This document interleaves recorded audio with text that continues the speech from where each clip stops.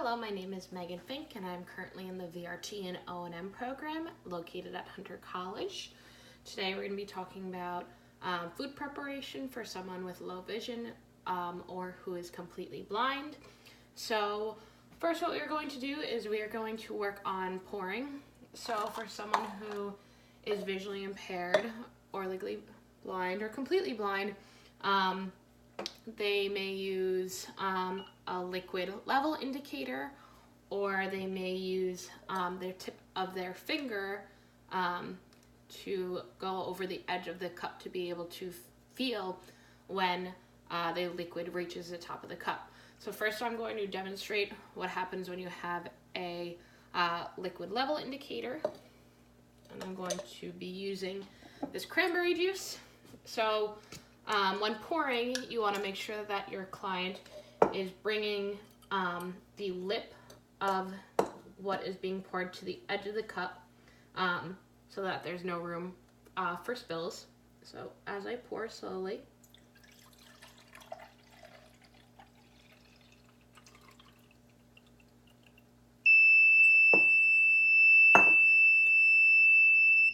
you hear that lovely noise, which can be a little bit piercing at times.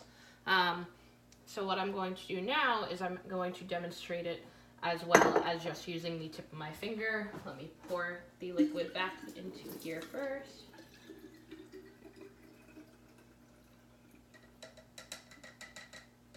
Perfect. So now I'm going to use my finger to indicate that the liquid is almost to the top.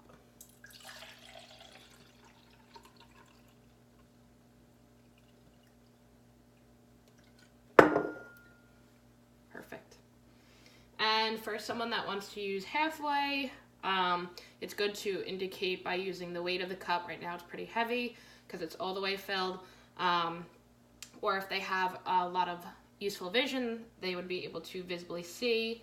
So that is what someone with a visual impairment or who is completely blind would do when pouring. So I'm going to pour my liquid back into my cup. Let me wash my hands.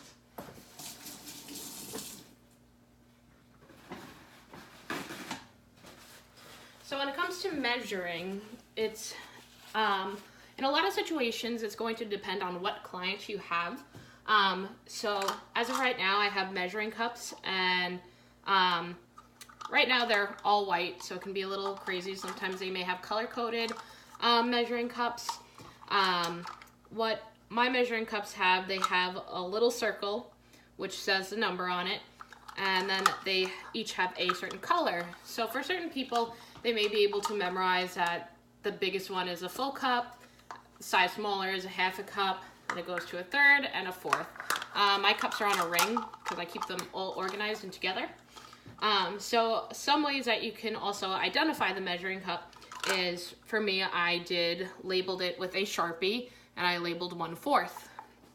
Another way is to use like either a puff paint to make it tactually noticeable for someone who may have no vision.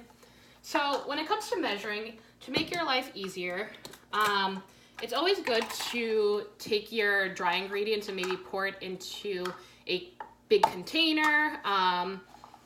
It helps you to be able to keep everything organized, and it's easier for someone to dip their measuring cup into something that is in a bowl compared to pouring it in, and it can create more of a mess.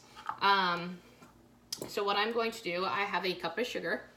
So I have 1/4 of a cup right now, so I'm going to get 1/4 of a cup of sugar. So what I would do is I can always tilt my sugar that is in this container to help me, and then I'm gonna dip my measuring cup in, and as of right now I have a little excess. So with the measuring cup, you want to bring it to the edge of the container, and then I have a butter knife, and to get any excess off, I would slide the edge of the knife over to keep a flat surface to make sure that, and then top it to make sure I exactly have 1/4 of a cup. That's one trick that is used for measuring. Then when it comes to liquids, so as of right now, like I said, I like to put things in containers. So I have a little bit of olive oil, since sometimes recipes call for olive oil.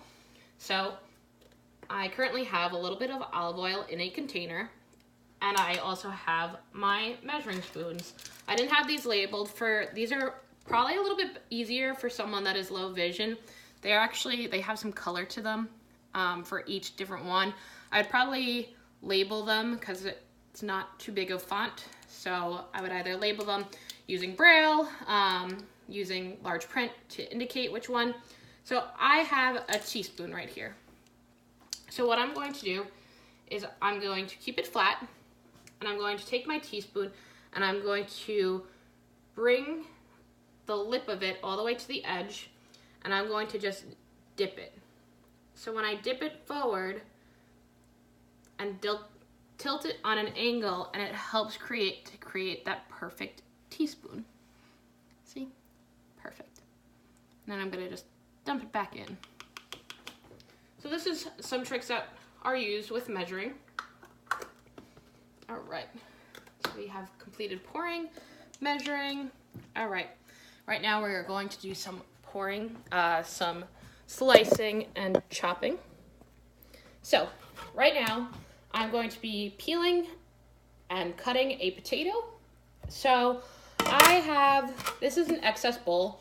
This is really helpful for, instead of either peeling maybe over a garbage can or over the sink, it's always good to have either like a scraps bowl, so then it's right next to you when you're preparing food.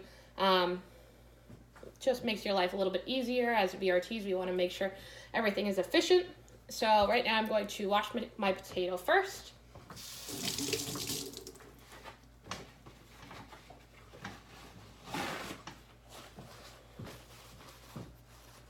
So I'm going to peel it. I'm going to bring the bowl over here. And so with peeling, it can be done tactually. So if I peel, this is not a great peeler, so.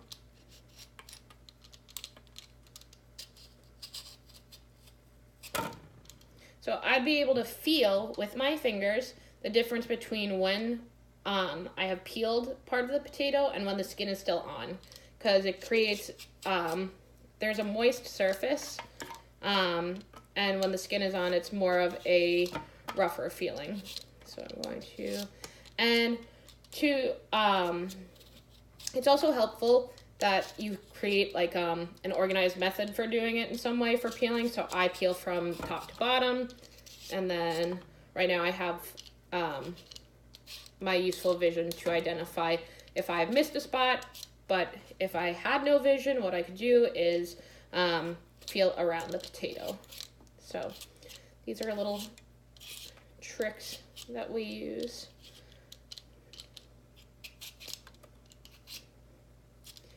As a VRT, it's also very important to give your clients a lot of time. Some may need more time than others.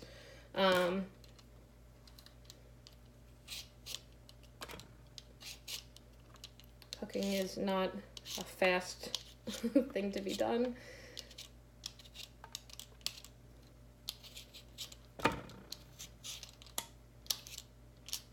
So right now I'm just going around and feeling. I can feel I have some little spots, making sure those are clean.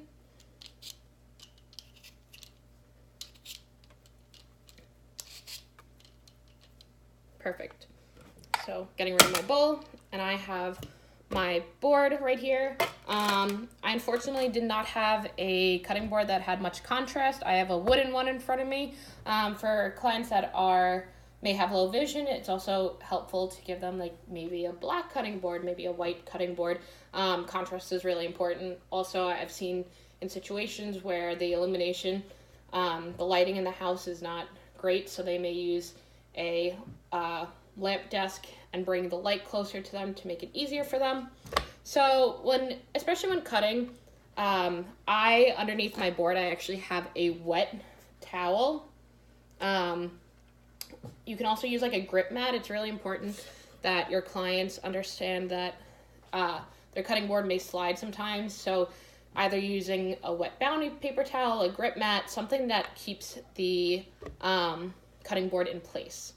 So when cutting, it's also important to remember that you have a sharp knife. So when I first set up my area and prepped my area before I started the video, I made sure that I have my knife to my right, and I have it so that the edge of my countertop lines up with the knife, so I can follow along the countertop and then be able to find the handle of the knife. So that is what I do. Some people may place it in front of the cutting board. It depends on the person. So right now, I'm going to use my fingers. So you're using your fingers as a guide. Make sure you tuck your thumb. It is extremely important for that. So right now I'm going to cut the potato. I'm going to do it in half right now. So feeling the potato, grabbing my fingers, lining it up, and slicing. It may take some items that you may cut. You may need to bring a hand on top. Also, when holding a knife, make sure your index finger, like your pointer finger, is pointed straight. Helps keep it. And when holding the knife, have your client also make sure that the knife is straight, not at a weird angle. So now I'm gonna cut these potatoes so that they're in fourths. So fingers, line, tuck thumb.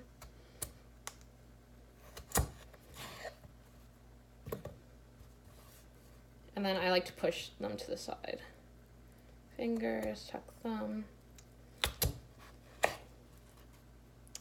And I've cut my potatoes in fourths. So that is one trick, and then make sure you're placing your knife and everything like that. So perfect. All right, now I'm going to bring you over, and we are going to focus on the stovetop and oven area. So I'm going to reverse the camera, if I can. Can I not reverse? All right, so I'm gonna have you facing towards part of the oven. It's a little hard to see. So I labeled, I used actually bump dots. So for,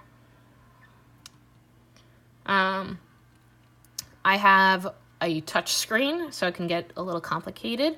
So right now I have it so that bake is how to turn on the oven. So I have bake, and then I know right next to it is broil for me, so I did not label that. And since bake, then the timer, it beeps so that it creates a noise, which indicates that you can set the oven. So primarily, a good temperature that we set it at is 350. So as I slide my hand over, I can be able to feel a 3, and then 2 slides over is a 5, and right below the 5 is a 0. So I use bump dots to identify this on my oven. And next to the 0, there is the start button. And if I wanted to set the timer, I can go slide my finger on a diagonal and be able to feel that. So that is how I set my oven.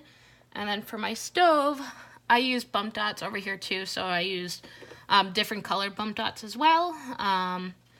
For someone who may have low vision. So I have a red dot for high, as it slid. Oh, losing my bump dots.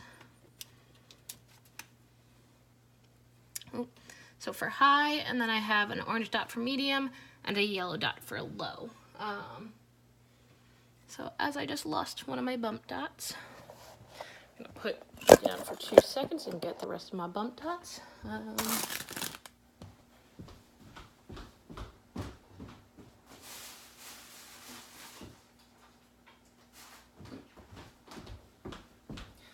So I reset my high bump dot. All right, we are all set with that. So,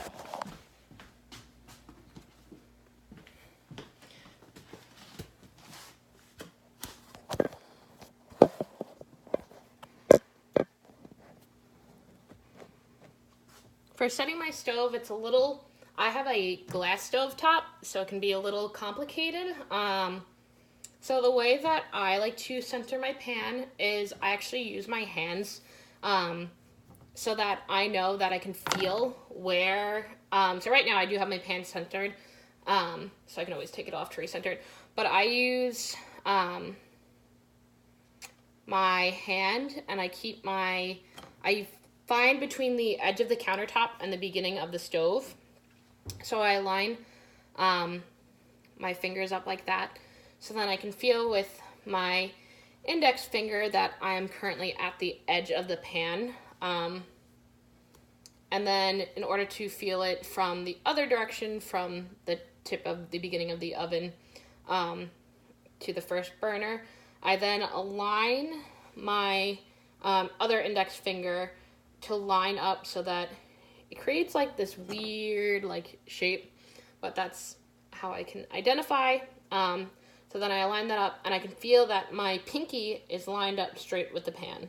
So if I remove it, I can create a little shape with my hands to identify so that I can, so then if I needed to use one hand, I would pick it up, maybe use the first, my left hand while it's aligned with the countertop, and then create it, and then I can also just shift the pan a little bit. So that's how I center on my glass stove. Sometimes it's easier when you actually have it a little bit lifted so you can feel when it's tipping or not, and then feeling with your hand when it's still cold, the burners. So that's one tip to use. And yeah, so that's basically stovetop. I use the first burner primarily in my household, so I make my life a little bit easier. So the oven, I'm going to move you back a little bit. So like I said, my oven's already labeled.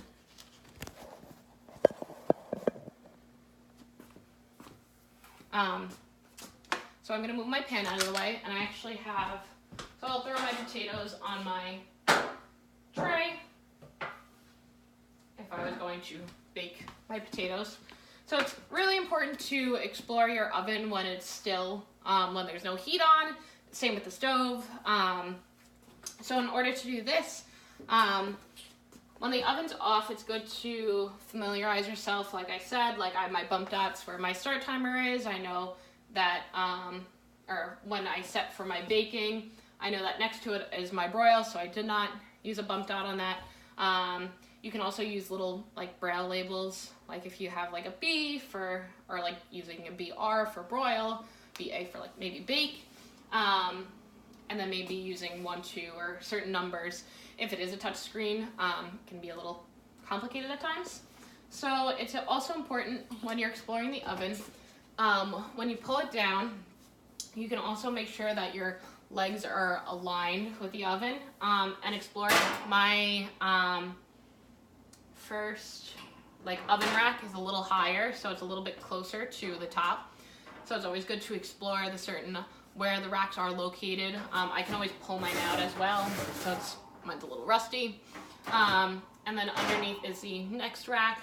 It has a little bit of space in between, so that's good to first explore when the oven is cold. So if I were to bring my tray in, I know that this one's a little high, so it's really important that once the oven is preheated, I would of course take out my oven mitts. And I believe I actually have, oh, maybe I don't. Yes, I do. I have certain oven mitts. I have one oven mitt that was given to me by a vision rehab teacher when I was younger, and it's a long one, so if I were to like reach all the way into my oven, it almost goes up to my elbow, so my arm is almost fully protected. But so for me, I would preheat my oven. I would use my bump dot for bake, slide my finger over 3, slide my thumb over again to find the 5, and right below that is a 0, and next to the 0 is a start. So I would start that, and I would wait for it to preheat. Of course, my ovens take a while to preheat. So then if I wanted to set my timer, I would set it on a diagonal, and then I know that the 1 is actually right next to my bake button, so if I wanted 1 and then maybe 15, slide after the 3, I write them over, find the 5, and then start button. So that is one way. And then if I wanted to, since the oven would be preheated, I can get my oven mitts on. I would take my tray. Well, first, before the oven mitts go on, I would actually slide the oven door open, maybe grab my tray, actually slide out the rack, mostly. Mine doesn't come all the way out, it comes slightly out because it's on a little lip. Bring it down, pan, pop, slide the tray back in, close the oven door. And it is as simple as that. I'm going to turn off my oven and my timer. Perfect. So, as for now, that is the best way for food preparation for people who are visually impaired and completely blind. Thank you for watching. Have a good day.